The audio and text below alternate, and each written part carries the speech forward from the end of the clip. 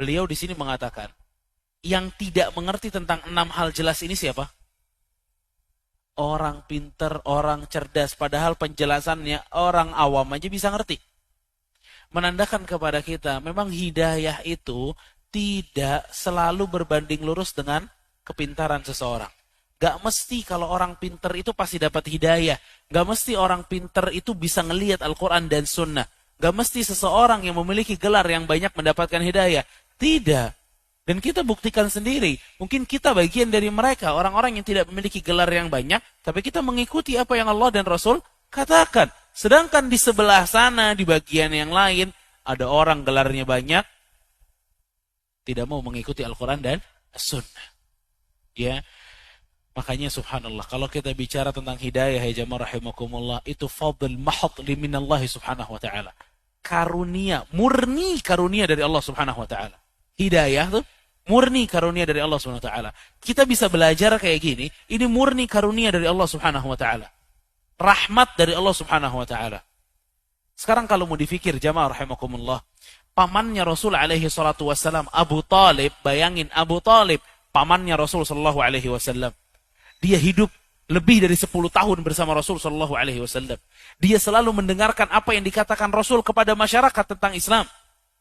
Dia membela Rasul sallallahu alaihi wasallam. Panitia kajian pertama loh ini Abu Talib. Panitia kajian pertama siapa? Abu Talib. Abu Talib yang bilang kepada Nabi sallallahu alaihi wasallam, "Kamu dakwah, saya pasang badan."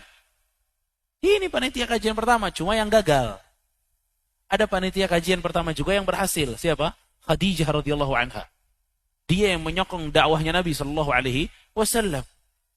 Bayangin ya, antum coba kalau kita mau fikir dengan akal kita sendiri, Abu Talib pamannya Rasul, dekat sama Rasul sallallahu alaihi wasallam, ngobrol selalu sama Rasul sallallahu alaihi wasallam. Bahkan di tahun-tahun terakhir kehidupannya Abu Talib tinggal bersama Rasul sallallahu alaihi wasallam. Tapi seluruh privilege ini nih tidak menjadikan Abu Talib dapat hidayah. Seluruh apa yang kita dengar tadi tidak menjadikan Abu Talib dapat hidayah.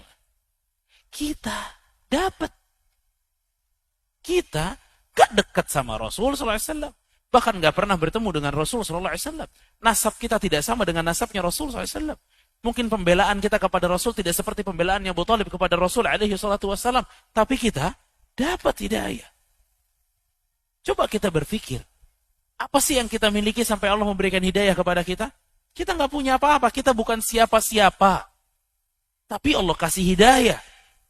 Ini rahmat dari Allah subhanahu wa ta'ala yang begitu besar, jamaah rahimakumullah. Dzalika fadlullah yu'tihi man yasha. Itulah karunia dari Allah yang Allah berikan kepada orang-orang yang Allah inginkan.